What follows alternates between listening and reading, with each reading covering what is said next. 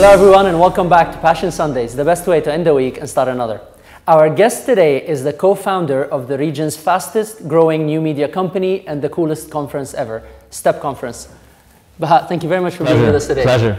It's awesome to meet people that have finally managed to turn their passion into something successful and, more importantly, creating a platform that is helping others launch their passion. Yeah. So first tell us about how did you end up here?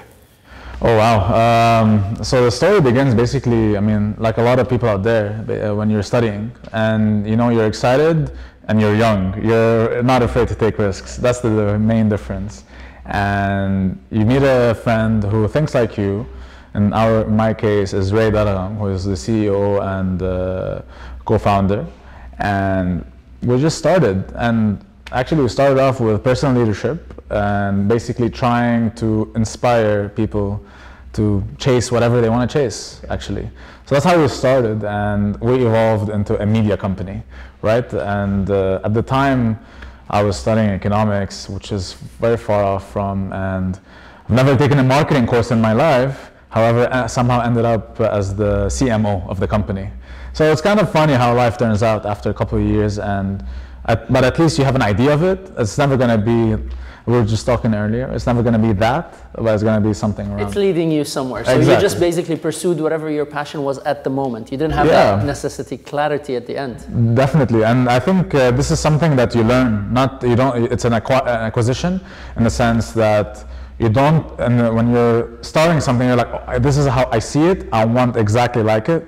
But a lot of people actually, because they want to stick to exactly what they think, and what happens is that maybe they go off the wrong direction.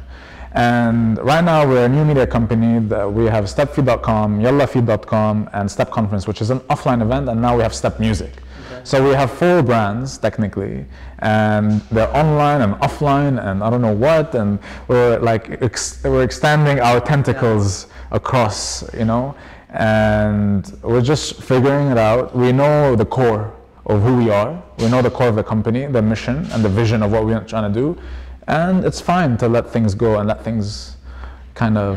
to go along, play along. Exactly, play along. And the thing is that most people don't recognize early on that they can do it only by themselves.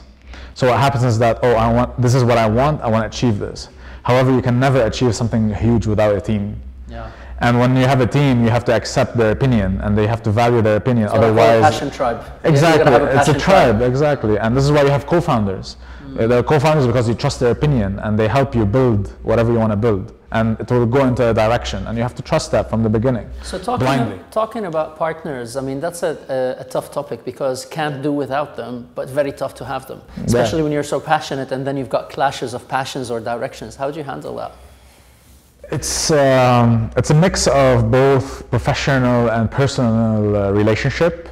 I'm close to my co-founders, Ray and Nizar, and the rest of the team. So there's the fun bit, a little bit. We talk. There's a relationship. So if we're hanging out together, we sometimes talk about personal stuff, not just work. However, when we're at work, we don't have this barrier of not voicing your opinion. You know what I mean? And most importantly, I think this is the most critical thing, and this is what breaks up companies and breaks up a team, is that trust that this person is always going to have your back, and there are no politics. And usually in a startup, it's very strong, but as you grow in a team, so at first, the entire company was maybe 10 people when we first started 2 years, 3 years ago properly. And now we're over 40 people. Wow. So we've been doubling and tripling in growth and in people as well. We've secured our investment recently, a couple months ago, 6 months ago, 4 months ago, and things are exploding. And then what happens is that everybody's focusing on an area. And sometimes it's, when you're a startup in a small way, you always work together and you always juggle tasks and projects. But when you're growing bigger, everybody has to have a role. Everybody has to focus on an area, and you rely on that person to update you and like, okay, what is going on there? And then like you challenge a little bit and you challenge each other and you help each other. This is kind of how, and most important thing, knowing the weaknesses and the strength of every single person. And every single partner in the company or founder in the company has a very strong skill and has a weak skill. and we try to cover for each other. I love the way you've described the best dynamics handling for a passion tribe, because in a way you are very passionate about what you do, but it's not that passion that people are thinking it's just up in the clouds. You're fairly grounded, you figure out ways to work with other people, tone down on your own passion in exchange for a more cumulative passion tribe vision in a way. Exactly. That's, I mean, obviously there are some things that I'm personally passionate about that I know that I bring to the table, and other guys, my co-founders, also bring to the table. For example, me personally, I'm obviously, because I'm the CMO, I'm very much I'm obsessed about the brand. I'm obsessed about how the people and the consumers and how we present ourselves.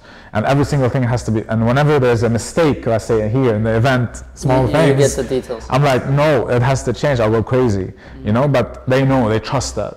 And and Ray and Nizar and the rest, every single person has something, and we let them be. Nice. But there are other things that, okay, no. So it's not always high on passion per se in every area. It's about figuring out where do you want to put so much energy and where do you want to let go in exchange for your focus. It's a give and take. You know, you want to you need to identify what you want to take, what you want to really own, and then you got to give the rest. You can't have it all. Because a lot of passion, sometimes it comes off as, you know, you're being too much, and sometimes it can backfire. True. But I think groundedness, being humble, team-oriented, and just focusing on the vision, on the objective, it lifts the entire team up. And you know, one of my favorite companies, and a lot of people don't like actually like the corporate culture that they have, is Elon Musk and his companies of SpaceX and Tesla and the Gigafactory and the rest, is because it's a very intense environment. I love intensity and that passion. They're all passionate. You know, the mission statement of Elon Musk is they want to colonize Mars. How big is that, right? How do you motivate a team like that to really, and it's basically about like either you're part of the group, part of the tribe, or you're not. And you're brutal, but at the same time, you're a family. I think you've summarized it nicely. You're part of the tribe. So, well, you're obviously building the STEP tribe globally. So, well done for all this. Thank you. I mean, it's been one hell of a ride. It's been one hell of a ride, and it's going to be more of a. Every year the event was like bigger, and like, what are we going to do next? And this year we started Step Music, and what are we going to do next year? Step Passion. Step Passion. This is an entire day about passion. I love it, about passion. Bahaa, this has been an amazing interview. Thank you very much for all these insights about building a passion tribe, and no better than a STEP tribe. Thank you very much. Thank you. Passion! What do you think? I would really love to hear your opinion. If you found this episode as useful as I did, please leave your comments on the blog below and do share it with your friends. And if you'd like more tools, tips, techniques, and exclusive interviews that I only share on my website, go to Moustafa.com. And until next episode, live passionately.